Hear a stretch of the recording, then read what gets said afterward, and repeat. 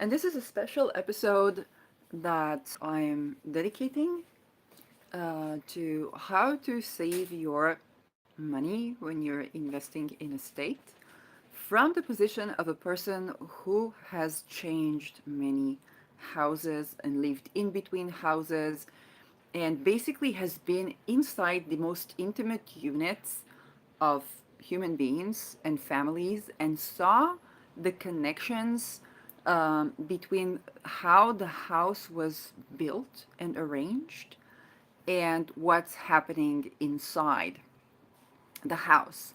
So I'm no feng shui expert, although I might use certain terms that are taken from the basics, like knowing the basics.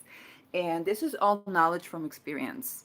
So this is all a collection of stories that I give you study case after study case and tell you what to pay attention to when you invest in an estate, when you design an estate. Definitely if you want to live there, but also and especially if you want to invest in a place where people will live and we get along and will have a happy place to be so that your money is safe and you don't get tricked by house flippers um, and all that crazy stuff. So the first thing is that it is tricky because first of all it relates to your own estate, your own house, like really tending to your own house.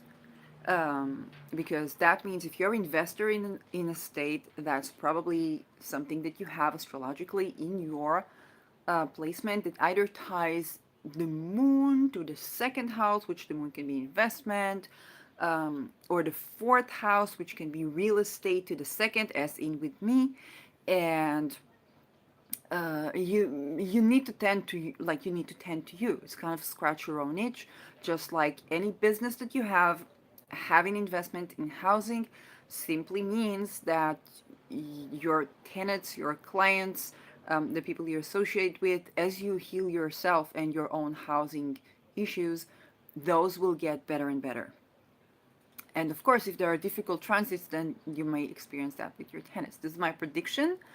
Um, so that's the first thing, and that's the trick because most neighborhoods and houses and structures and buildings in the West were not built in a way that grants harmony between the residents. So, and that can be the most expensive estates, the houses, the buildings that cost billions, and that can be the small neighborhood, and that can be the cottage, which is a horrible design for an estate, and I'll touch on that why. And then first there is tending to it, and then there is the thought of what to do. So what's the important thing? What do you desire? And I'm going to give you a couple of study cases. So the first study case was I stayed at, when I was in between houses, I stayed at a very kind woman who was a single mother to a single child. And I slept in the room of the child. The apartment had a living room, a bath that was floating. So if anybody took a shower, the water would go into the salon and into the living room, and they had to kind of take it in. So emotionally floating. Okay, water element is emotions, emotionally floating. That means for her that as she tends to her emotions, she will improve her estate. This is for her as the tenant.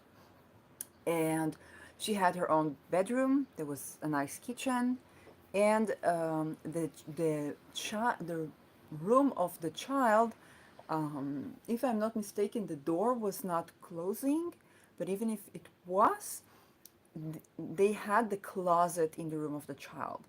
That means that every time the mother would want to get clothes, she would need to open the door and just get the clothes. Now, because I stayed there a couple of nights, like a couple of weeks even, then I really experienced what the child experiences because it was her house. So whenever she needed to take clothes, she was just opening the door, taking clothes.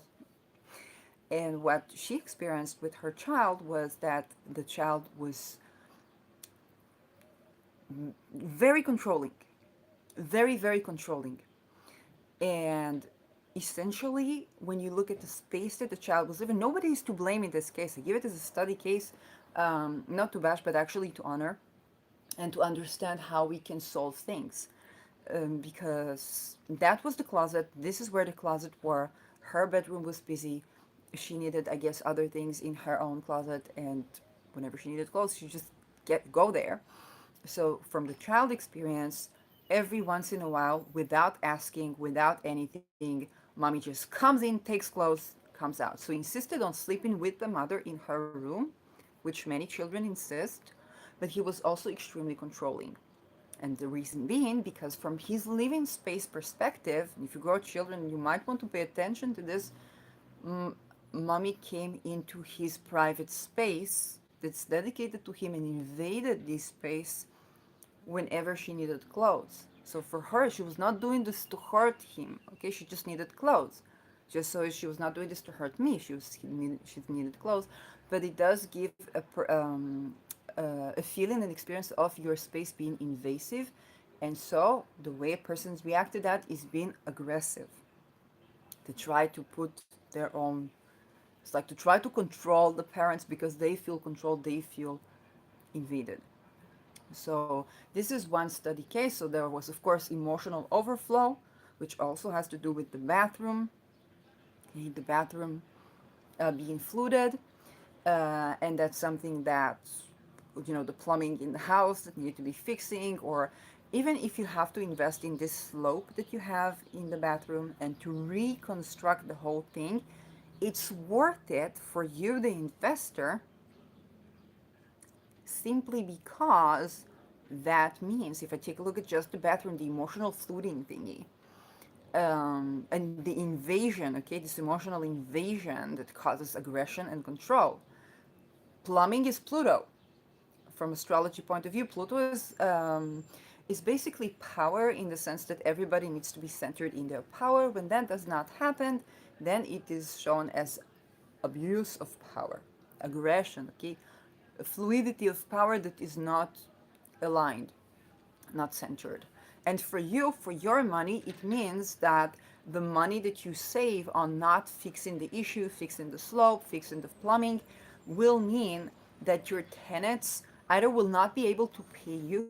Okay, the woman that I lived with had during COVID 3 months where she couldn't pay the rent, and the owner of the house, she was very kind. She was giving up this 3 months. Okay, of course, she probably could afford it, but that meant that no money was coming in. This is plumbing, okay? Plumbing is wealth. And that means that the tenant had a liquidity issue, liquidity in finances issue. Now, she, the tenant, can, and she did, tend to her emotional space, take responsibility over her emotion, invest in wealth courses, and she will move out. Like, she will move into a better place. And like I was living there, I saw that she was working at herself, at self improvement. This is also how she came to know me, and she was constantly looking at her boundaries, looking at what she can give. She was doing a lot. Okay, a lot. Of course, sooner or later she will move into a bigger house.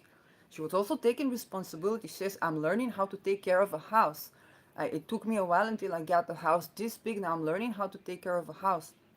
So she was taking 110 responsibility over her life. She is going to move in. That being said, you, the investor, the house owner, when that happens to you, you're just going to get another tenant that will have liquidity issues, whether they live in, and it will probably not be a solitary person, it can be a couple. But if it is a couple and they sleep in the bedroom, then the problem is going to be they have liquidity issues because the bathroom is just leaking. And if it's going to be, a single mother with a child, and you say, okay, they seem to be able to have a steady job, and there is no reason for me not to help them with housing. And it's not that they're bad tenants because you're going to keep having this problem again and again. But if the child will be put in the closet room, and the only way for the parent to get enough is no room for closet, because the apartment was designed to be an apartment of either a couple that is living and sleeping in the bedroom, and so they have a room for the closet or for laundry, they have a living room, they have a kitchen, and they have a bath, which was not even with a bathtub, which I think is not good, because bathtubs are nervous system aligning. As a holistic health practitioner, many times we tell our patient, do Epsom salt baths, take a bath that will balance your emotions, your nervous system, your this, your that, and we put the oils with the Epsom salt and so on and so forth. So for you, the investor, it means that your tenant cannot get emotionally regulated. And so the money that you spend on restructuring this basically means that you're upgrading so that whatever the tenant is, your house, your estate is supportive of their positive aspects and their positive habits, more so than it's supportive of their negative aspects. And so they don't have to constantly remedy your house, because what they will remedy is their life, right? They will remedy their life, and they'll get a house that fits them more. So this was one case. Make sure that there is good water stream in the bathroom, in the bathtub. Make sure that there is a bathtub. Okay, there has to be enough space for people to live, and you need to understand that. Okay, because otherwise your tenants will fight with each other. There will be problems, and you wouldn't know about anything.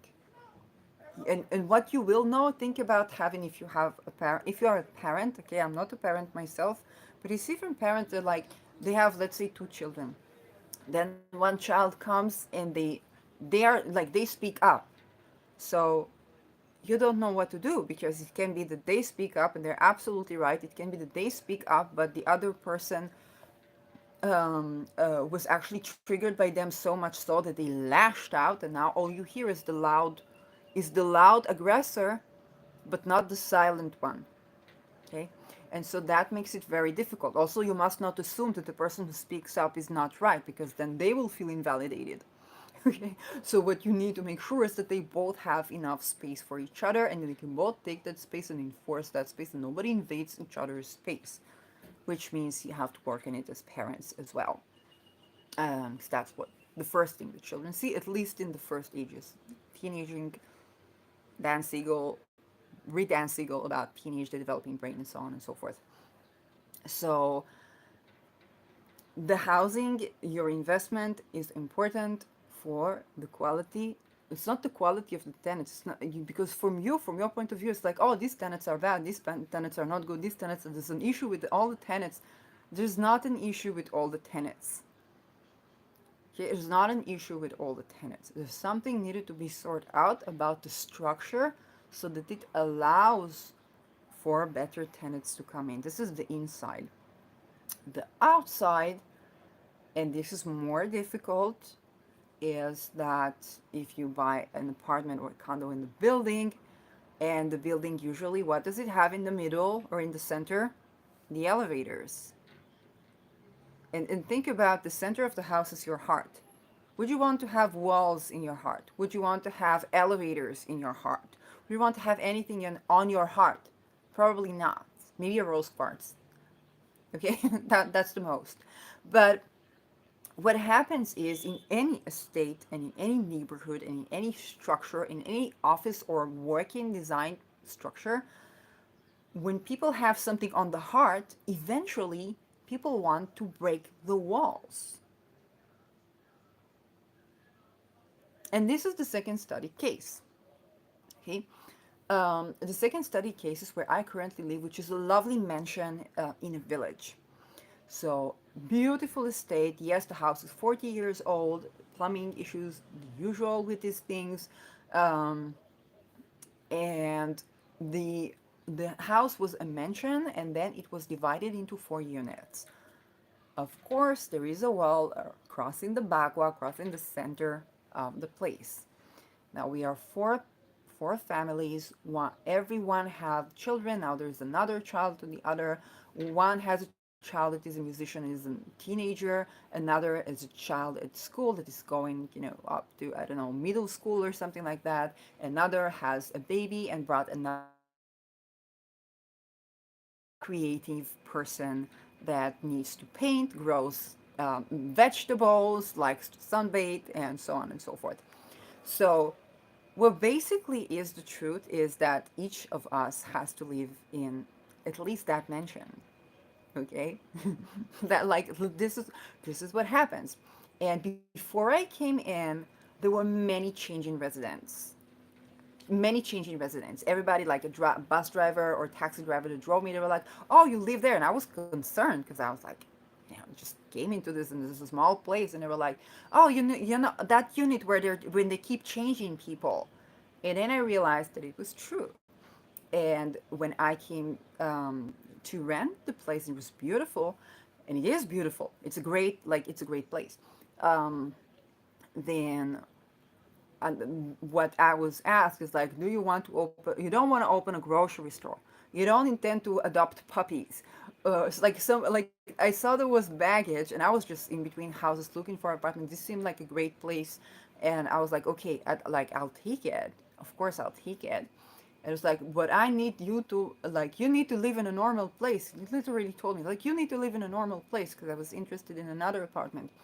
Um, and he was like, no, no, no, you have to see this place and you need to live in a normal place. And it was really a beautiful place. And then he said, but I need to know that you are good for the neighbors. And I'm like, yes, I'm like, sometimes I sing. I am a holistic health practitioner. I don't make too much problems. Just need to be able to sing every once in a while. It was like, no, singing is no problem. And of course, it's not a problem because we have neighbors that are Orthodox, that are making parties into the night, that we have a teenager son that plays the exact same music like an Indian mantra, and it hasn't changed in a year. They have neighbors that make love, which is lovely. I prefer people to make love than to fight.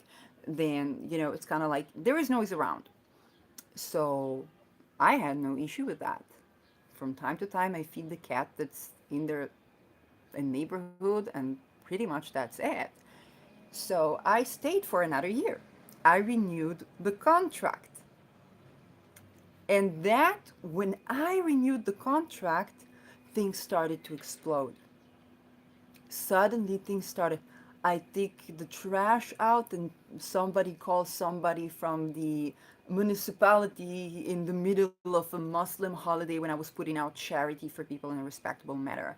I wash something and put it out to dry, then I see it in the garbage can.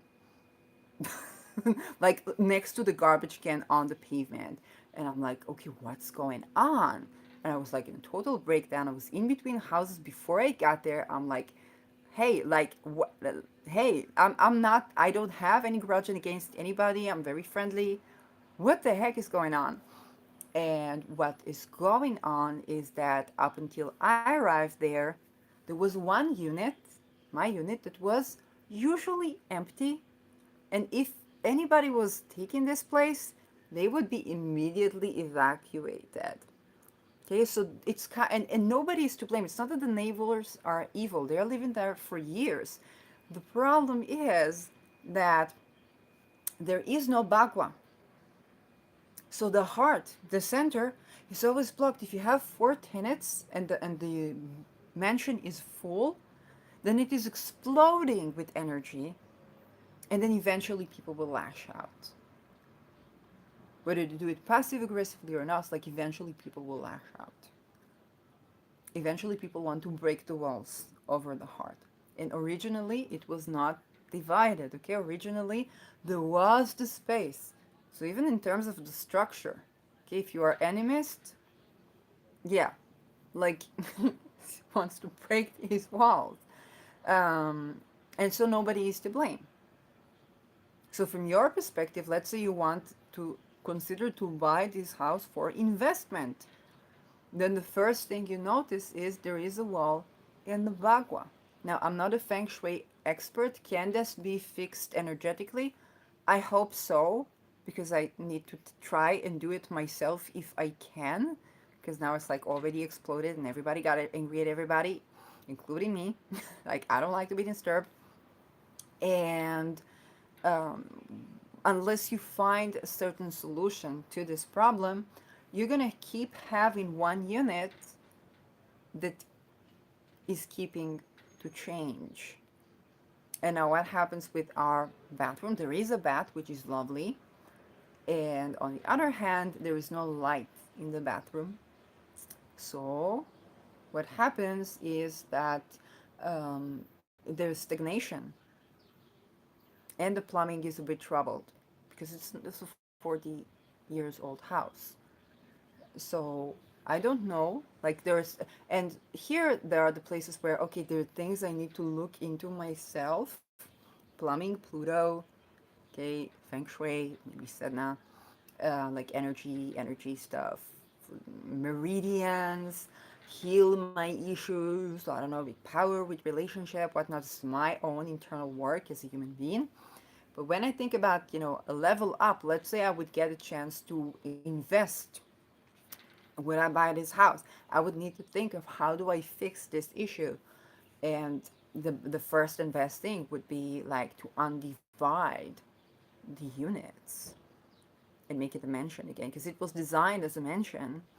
Um, or I would have to hire a feng shui expert to fix these things, and I would definitely need to fix the plumbing, the entire plumbing in the house, and I would definitely need to create the slope in every bathroom and to change the bathroom location so that like there would be a lot of going into this, but at least I will know that I'm constructing something energetically good.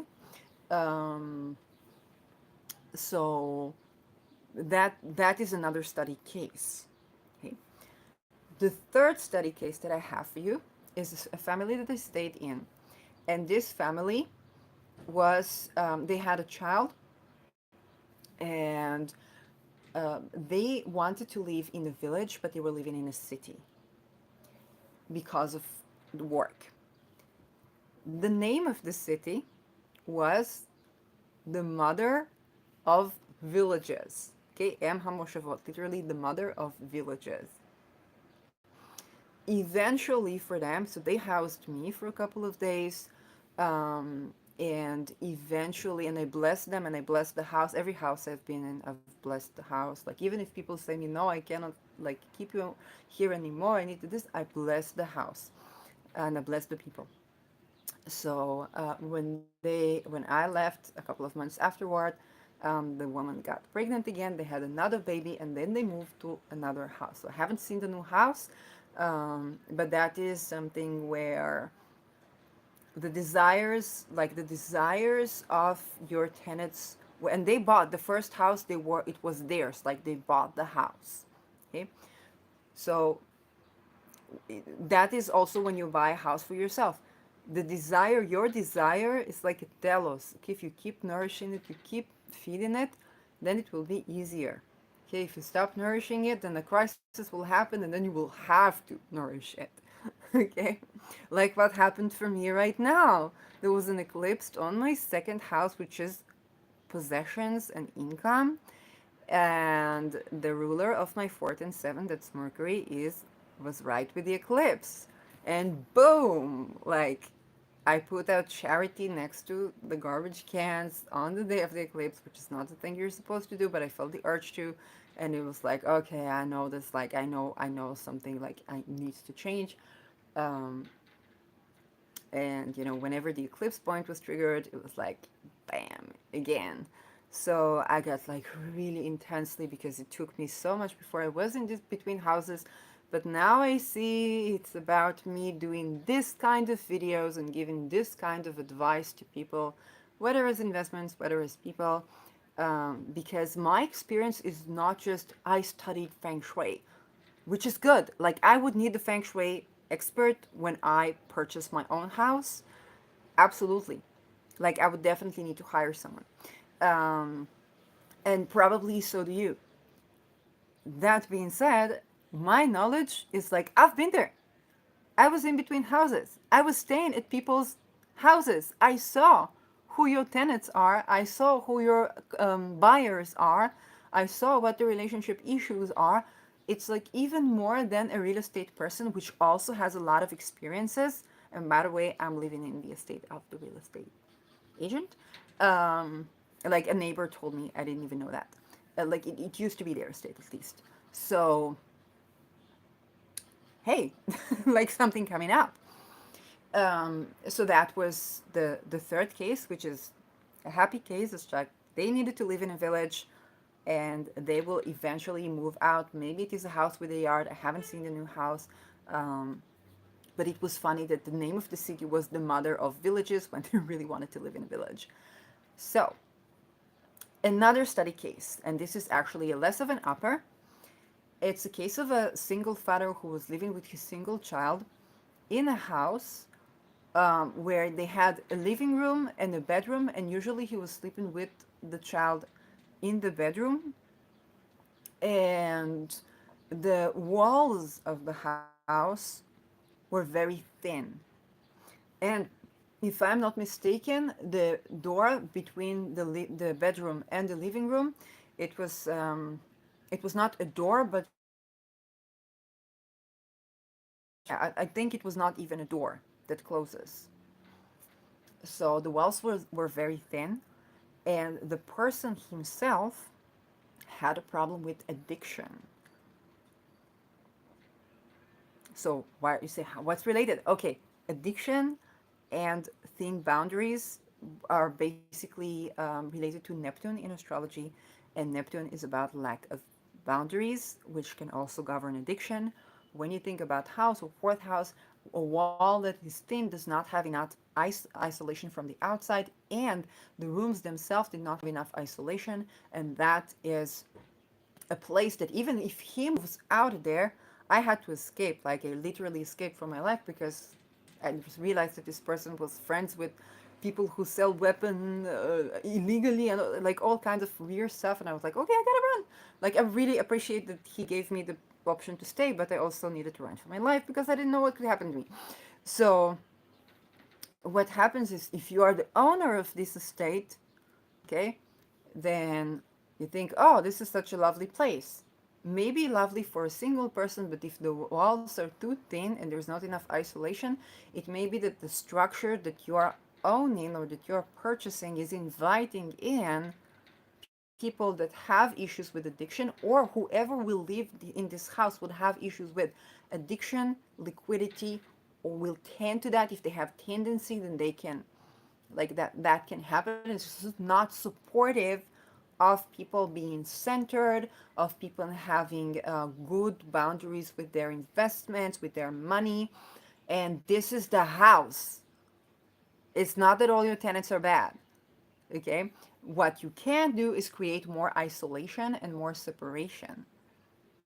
Okay, and this is coming from me. Like, no, I'm not a feng shui expert. Okay, and of course, take a feng shui expert to do the extra stuff that you need to do. But here, like, that was the case. So you see how all these things and all these investments in the property.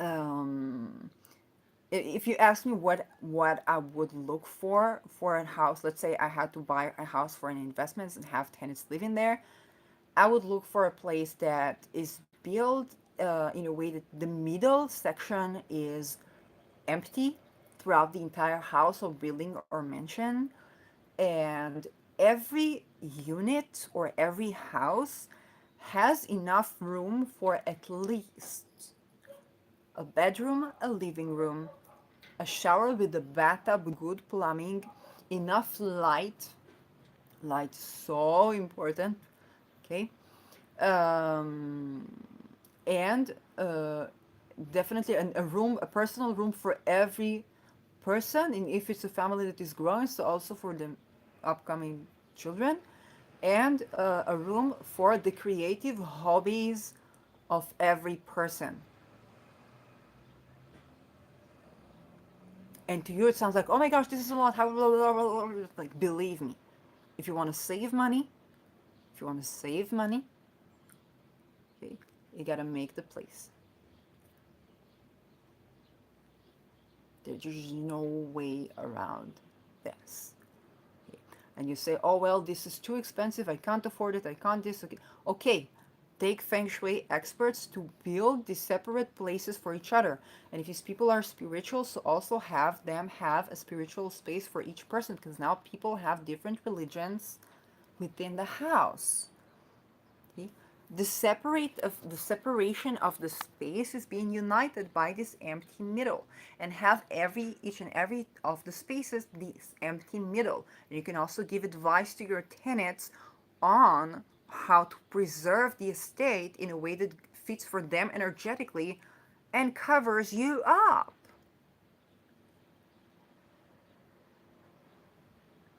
So you stop being sick of tenants and stop blaming tenants for something. It's like, if I have the structure that allows for X, then first I need to change the structure.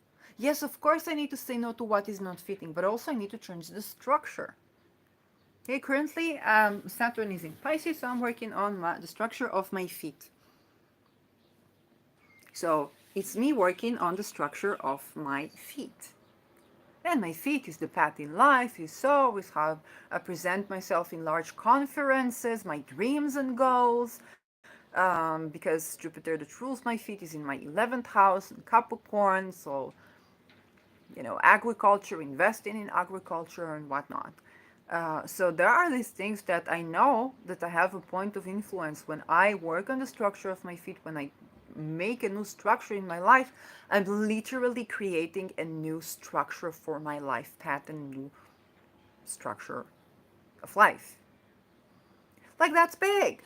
That's huge. That's lovely. That's a point of influence that I have, that I can tend to the best of my ability. And the more I can tend to it, the more I tend to it, it's like going just something growing and something growing and something growing, something growing.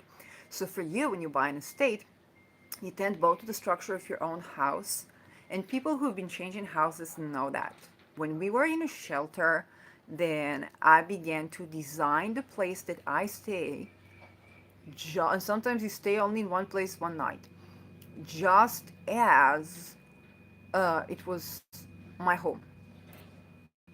So with the little money that I had, I bought a keychain that was €1. I had someone who was helping me, who brought me incense, especially it was frankincense incense, which was amazing because it was my fatherland, literally, and frankincense is the oil of the father. So, and funnily enough, my father was sharing all my posts when I was in the Netherlands. So, and the room itself was literally a jail room. It was a jail that was made into a shelter, and it was a room for each person, because each prisoner would have their own separate room. Then each person had their own separate room. So it was like, this is my house, okay? And that's what I did. And later I was living in a house of someone, and if I try to see that case, the house was so built so that she was living with her child who had, I think, a sort of autism.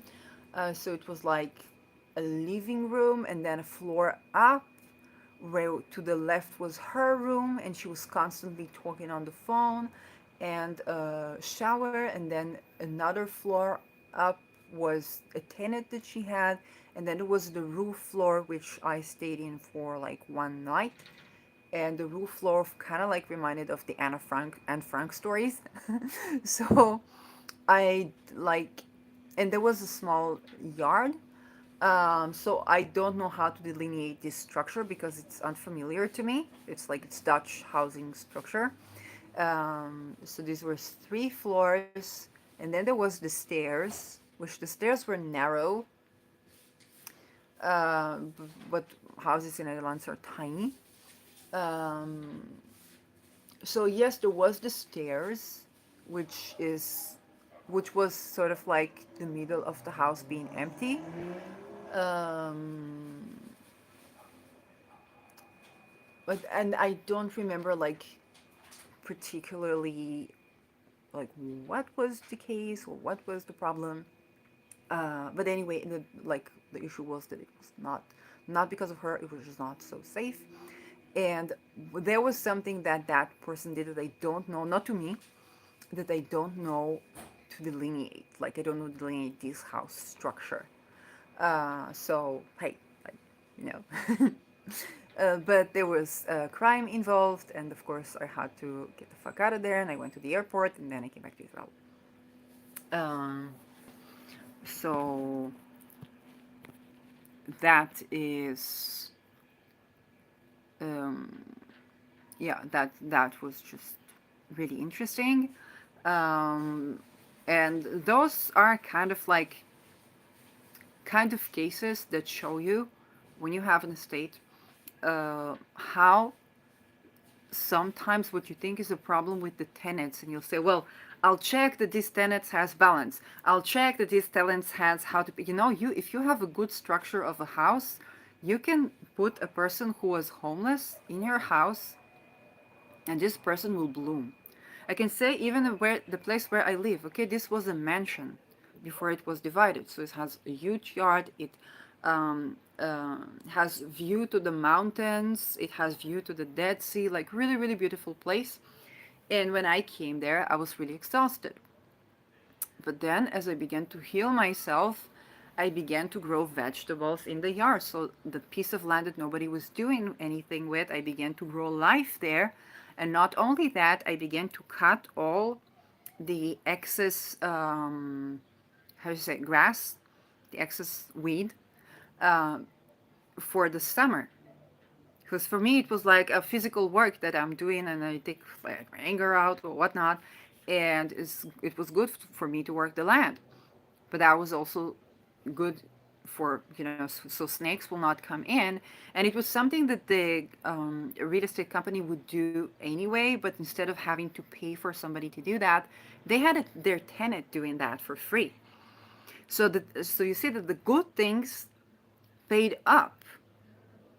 The good, when you let someone grow, then they begin to grow.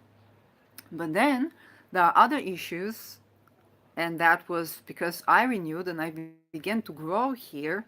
Then it was too much, too many families in one place, and each family was growing. Each, you know, the child becoming teenager, becoming more adult, so they need a place.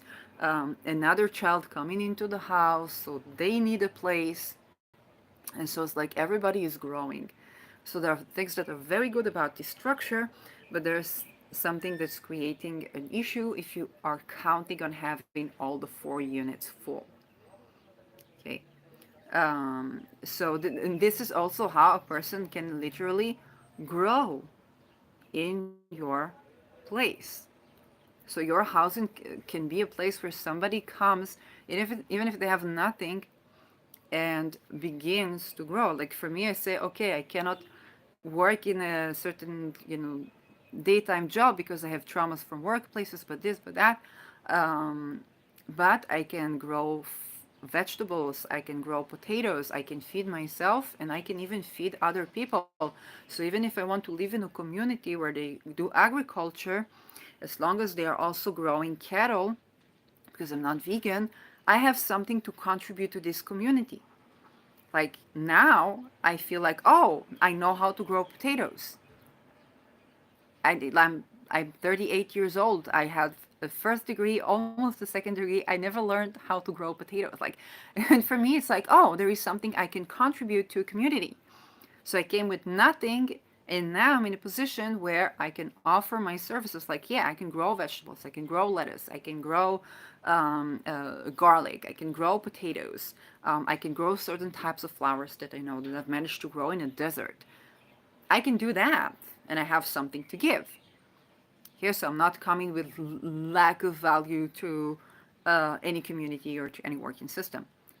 This house was a house where things grew. I saw some of the land, it was soil, where things were growing there. And as I came there, I revived that. Okay? Which also was a part of what contributed to the conflict, because it is time for me to embark on a whole new path for me. And I was just like exhausted and tired because it was 6 months in between houses before this happened. So like full of conflict. um, but this is also how your estate can be contribution for the tenants to grow into a more fruitful person, and it will pay up. For me, the fact that I did the weeding, um, and I did it in a way that is more holistic, like leaving the things that do nourish the soil, just keeping out the things that in the places where snakes could grow. So I'm learning about permaculture. I saved like my landlord and the real estate company. I saved them the money for hiring people to weed out the entire lawn, which is an estate, like it's a mansion with a big yard. Okay, I saved them that money. Okay, I was growing food in the soil of the front yard. That means that nourishing the soil, and this soil becomes healthy and becomes a soil that something can grow on. So the value of the land increases like by far. Okay, whatever they did, both me as a person and they gained from me being there. So those things are also something that can happen for you. And when you get that, then you can start think more holistically about your investment and less have a mindset of a house flipper. Because the people who lose the money are the people that think about investment as something that's just easy. The tenants will pay your rent and you don't have to think things through. You just, buy a place, restore it, flip it to someone, or you just buy a flipped house that seems like it's clean and it's restored, and somebody restored it perhaps without understanding anything about energy. Um, and they probably did some great things, and then now you have to deal with this estate. And you're being told that people will just live everywhere. And it's true, when somebody has no choice, they will live everywhere. But the question is the structure of your house supports them making good decisions in their lives? Okay, and for me, one of my literally breakthrough moments when I began to realize, when I began to see things, was when I said I'm asking for the conditions for me, or the structure of the conditions to be available for me to make better decisions, to make good decisions in my life. And then I began to not only see the good decisions that I already made, I began to identify the choices that I am whole with. I began to be more alert and more aware to making good choices. It's not as the things are perfect, but it's like, you know, I began to attract the kind of structures, and I began to see options. It's like, hey, I can be a part of a community and grow potatoes and grow garlic.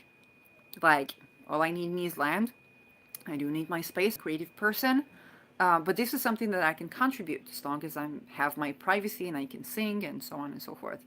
So, hey, there's an option that I see for myself, even if I don't see the immediate estate, where it's like, oh, I can be a part of a community. I have something to contribute.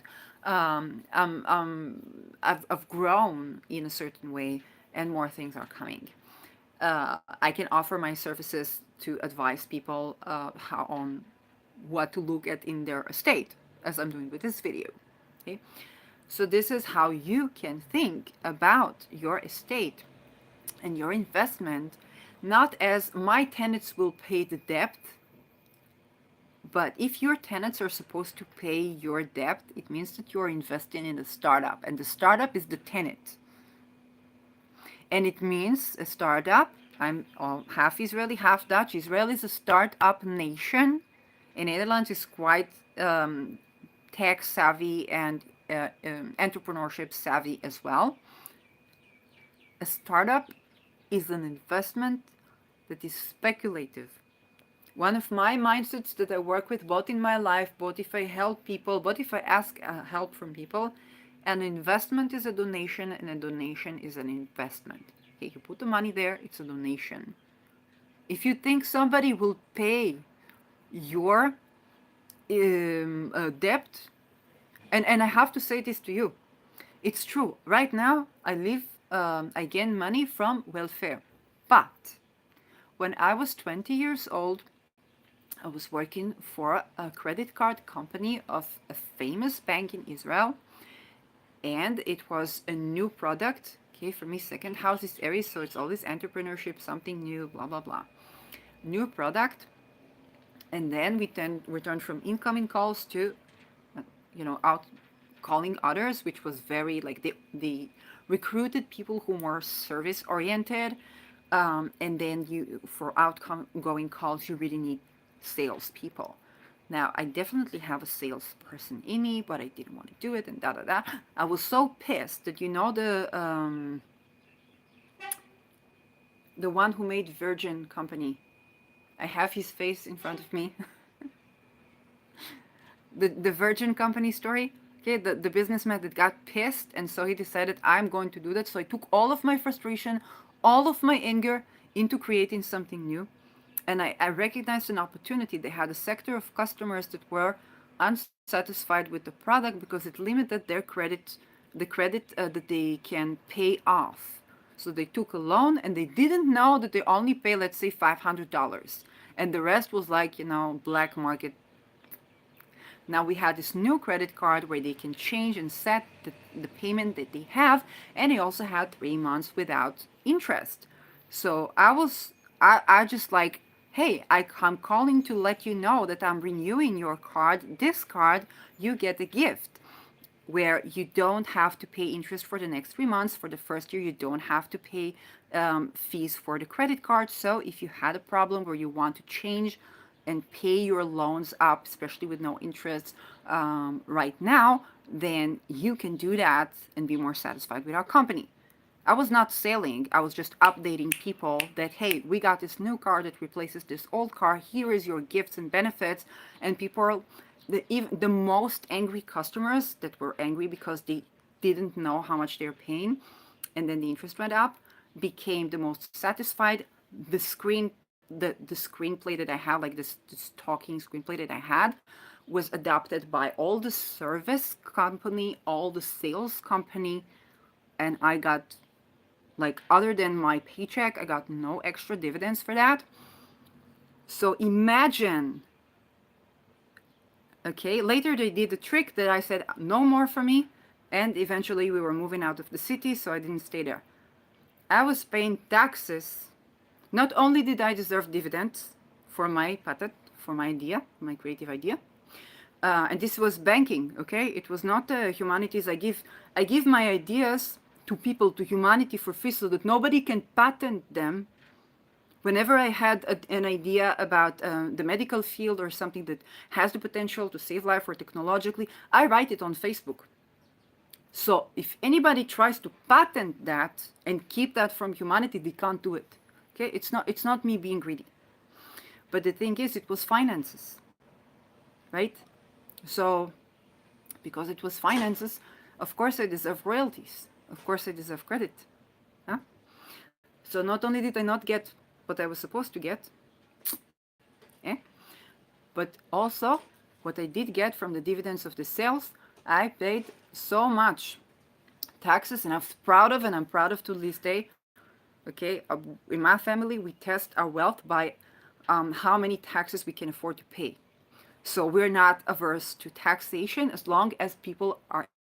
So the environment is environment, not greenwashing, and so on and so forth. Like, this is what I care about, not like I want to be wealthy enough so that the 10% of my income, I was paying a third of my income, but so that the 10% of my income, the maaser sozusagen, is going to be enough to feed, I don't know, a country or something. Like, this is my aspirations of wealth. It's just like by how much I can give as a donation without having a thing to go, like a thought about this. And so even now, as I'm living on welfare, not by choice because I actually wanted to work, but it did, like, whatever. It is still the dividends of the money that I was supposed to receive anyhow.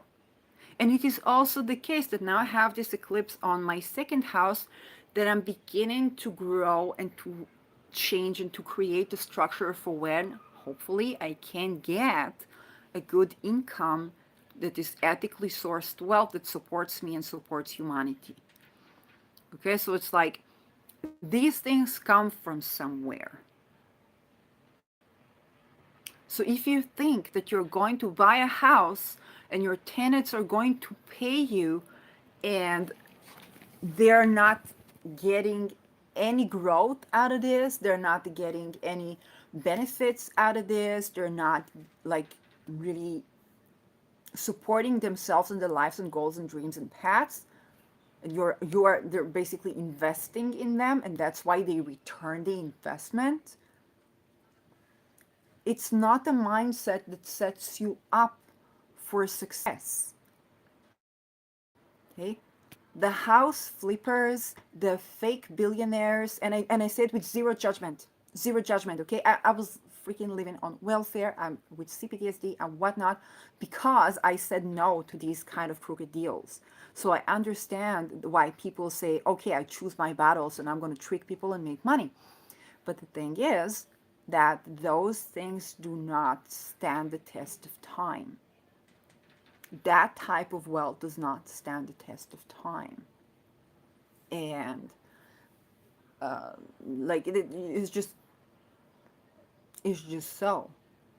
And so if you think that somebody you will invest in a house and somebody will pay you out of the blue, they will just pay you because they have no choice, and you're making money out of their poverty rather than making wealth out of their wealth.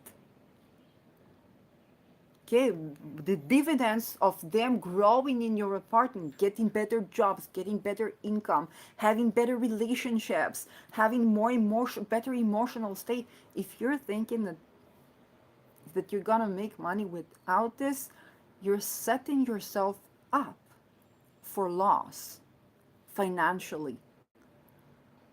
It's just how it works. Bubbles bust. Okay, bubbles bust. It's not for nothing that I'm sitting here on welfare and ravishing anybody that talks about unfair working conditions, that I talk constantly about the things I talk about, that I advocate for people who are marginalized society. It's not for nothing that I do that because I know and I understand that I'm not sitting doing nothing. I'm gonna make my contribution when it's time for me to make income.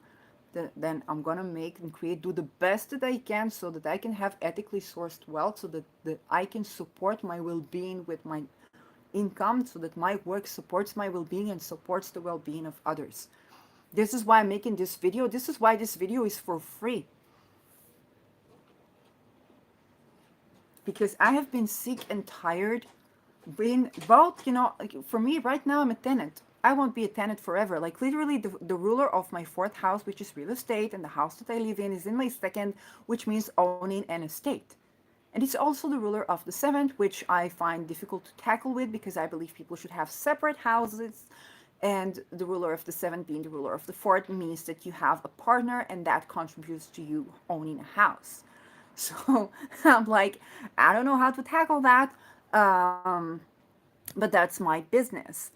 And I have been sick and tired of looking at the real estate market when I see people having worked all their lives, worked hard and dedicated, and have their savings being thrown into the wind because they think that a certain deal is fair. It looks fair that you invest in a house and your tenants get a stable place to be, and so they pay the rent, and so you get your loan back and you manage to save your 401k, or you manage to get an estate without having your own income.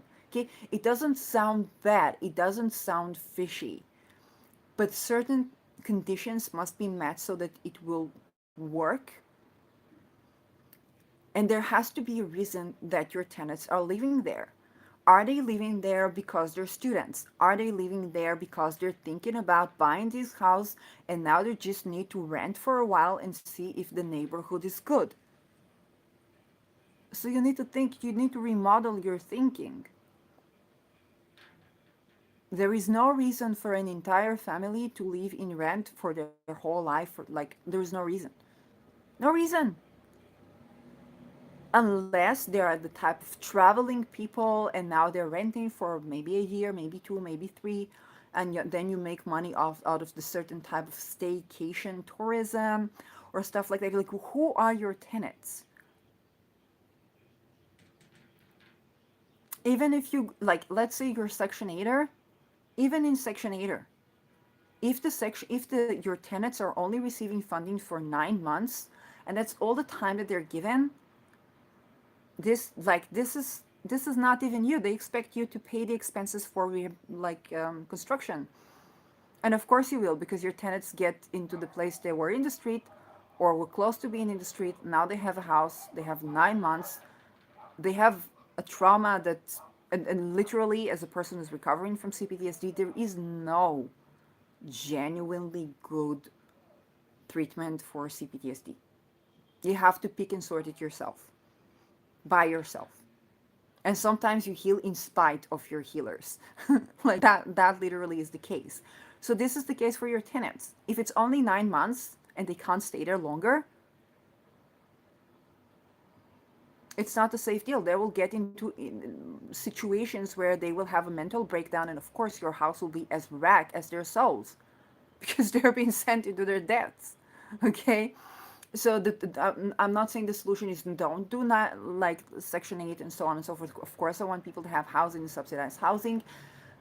Definitely look to what you can improve there from the get-go and from the beginning. Energetically, definitely invest in a feng shui person, because that can contribute to the healing of your tenants, even if it's just for a while. That's like the go-to tip that I would do. Definitely see it as an investment and donation more so than something that's going to be a safe or solid investment. Like, let's be honest. Um, and, and really think, the only reason somebody would pay your, and be able to pay that, because usually what will happen is you will get a tenant, you'll get people, but some crisis will happen in their life where well, that is no longer. Either somebody gets sick, somebody gets laid off, somebody gets evacuated eventually, or they have a mental breakdown and and then your house is a wreck, or they suddenly get tired and sick and they cannot clean the house, or like really stuff like that. Why? Because you're expecting them to pay your debt without them growing. Okay, debt, even if you look at it in astrology, debt is ruled by Saturn. Saturn is karma. Karma in the sense of my actions accumulate to a certain wealth. Okay, karma is not here to punish you. But if you're taking a certain road and your actions are not accumulating, like with me, okay, I have the ruler of the fourth house and the seventh, the ruler of the estate, having an estate in the second, which means possession. So I'm supposed to, in this life, be an owner of a house.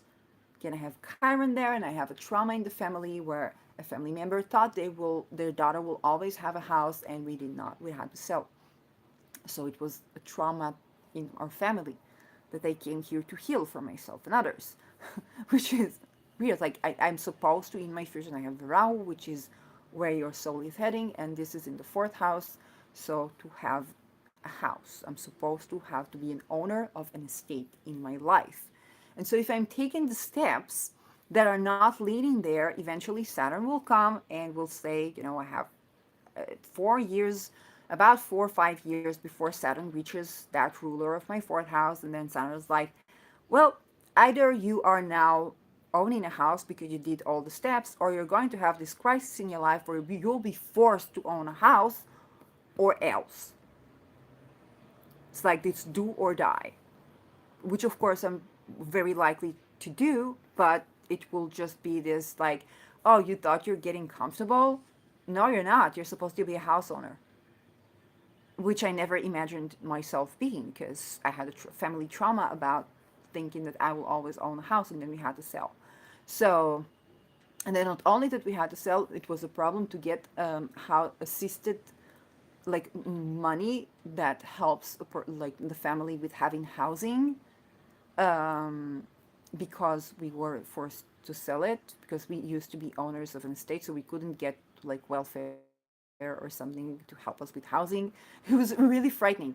Like I wasn't even aware of that, but as I know this today, I'm 38 years old and I realized this today, it was really frightening. So imagine that when it's like, well, darling, your destiny is to own a house. So there I am beginning to find out and fix. Right now we have Senna approaching from the third house to my fourth house, my Chiron, which is the wounded healer. And about, for me, it is about relationships and especially the home where I live. Just like getting to the nitty gritties of the energy and meridians, Sedna, of my wounds around owning an estate and having a partner. Okay, frightening. But as I share my insights, I help a lot of people, whether you are tenants. Okay, so for you, it is about sorting your own issues, tending to it. Like, tending to it can just mean, like, there's this big issue, you can't get out of your bed. You're like, please, God, give me the motivation and the energy to get out of bed and brush my teeth. Okay, and believe me, I have been in situations when that was what I asked God, or deities, or my ancestors, or whatnot. Sometimes that is tending to it. Sometimes that is tending to it is planting crops on an eclipse day because you just have the urge to do that because like enough is enough. Sometimes tending to it is buying shea butter with my less money because I've learned how to do creams for myself. And I was thinking about this for like a year or so, even when I was in between houses, and then it was so pressing that I just had to do this. Like, it can be that, silly looking. And when you pay attention to these things, when you tend to these things, whether as a tenant, whether as an in between houses person, whether as an estate owner, or whether as a person who's looking to invest, then you understand where does the wealth come from. You at least tend to it. Okay, then you can begin to have things, to see that things are more on your side, because things are on your side. It's not that the world is against you, but you can begin to experience it more, that the way things work are not to set you up but to build you up. And for me, like, it's been like a really mess. Imagine what it's like to be in between houses for 6 months, including a night or two in the street, three actually, including being like in all kinds of places that were risky and dangerous and whatnot, and having a place, then renewing the contract, and then boom, like boom, fines from the municipality. I can't reach anyone. I'm so fucking tired. And then a neighbor throws my stuff next to the garbage can. I'm like, okay, they probably were the one who called the municipality. And then, like, all that. It's like, what happened? I just renewed the contract. What happened?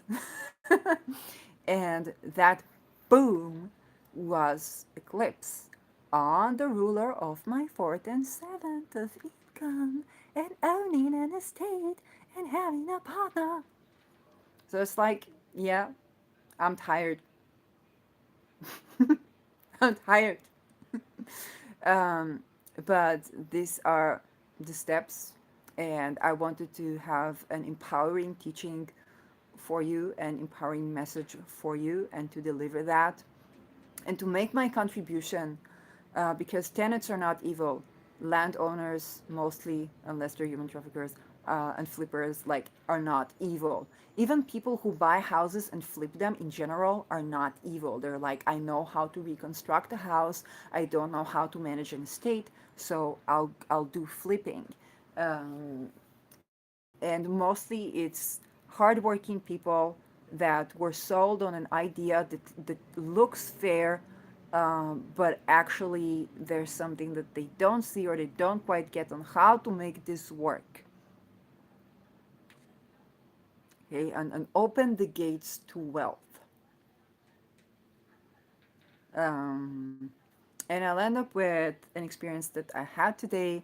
And so, in the last couple of days, where I had this whole crazy eclipses and in between eclipses, I felt so weird, like there's a dark halo and so on and so forth. So what I did, and that worked for me, and that might not work for you, was like I just imagined that these are my last hours. And I was just walking and imagining these are my last hours. And I began to look at the flowers and to kind of like almost separate, to look at the flowers, to be thankful for everyone and every person that was helping me, that was desiring for my good intentions, that was having good intentions towards me, um, that was being with me in spirit and in the physical, and to appreciate the things that I have in my life, like to really separate. And then I bought these three stones, one of which you see in the clickbait, that said peace, that said ways are opening up for me, that said thank you, and there was another stone that said freedom. And there was this like this, we call it khamsa, this thing where you have in the middle an eye, and it was abundance. So that one was bought as well. And mind you, I hardly have money like for the entire month for food, but it was like, okay, if I'm genuinely separating from this life, then I want these words. And now the moon was opposing Saturn, which is, Saturn is rocks, moon in Virgo. Virgo rules is ruled by Mercury. Mercury is words. So I bought beautiful stones with the words on them. And literally that was a remedy for this transit. And it literally kept me for another day. Um, then I bought myself a little meal, kind of like the last meal. And I saw birds and took some photos. And I began to release this, like to really make peace with death. And then things started opening up, like understanding this whole thing from a different point of view, and the beginning of understanding what this thing is about. Because probably not about me dying. It can be, because fourth house is also death, but hopefully not. But yeah, it also has the potential about me becoming an estate owner or making gains from real estate or from partnerships, or having a partner. So this is a series of eclipses. Again, I'm starting this series of eclipses. There's May is on my third house for my sun, but then we'll have a series of eclipses in Aries Libra, which is my second and eighth house. So I'm learning how to make a life while making a living. Really, like make a home. Whoa, it's scary. So, or dying, which is also a possibility. It all die anyway. But I kind of made peace with this experience of death and eventually saying goodbye or changing. Basically, it's transition. Death is a transition, and the desire that transitions will be pleasant in our lives. And the sense of knowing what something is about can help process this. So it's a transition where whatever the nature of this transition is, and the wish is that this transition will be pleasant and will be to a place that is more abundant and have these values of peace and freedom. And the interesting thing is that I didn't buy the stone with the word home on it. And a part of that was the desire of like, I have a home. The earth is my home.